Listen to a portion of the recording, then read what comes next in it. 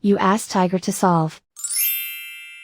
This deals with linear equations with one unknown. The final result is x equals -18. Let's solve it step by step. Simplify the expression. Expand the parentheses.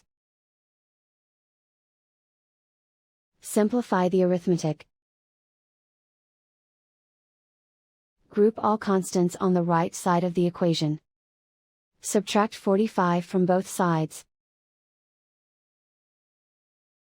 Simplify the arithmetic.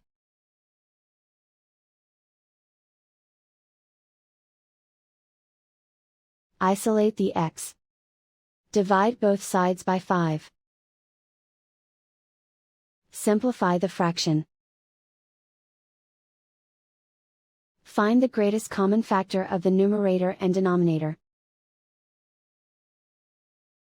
Factor out and cancel the greatest common factor.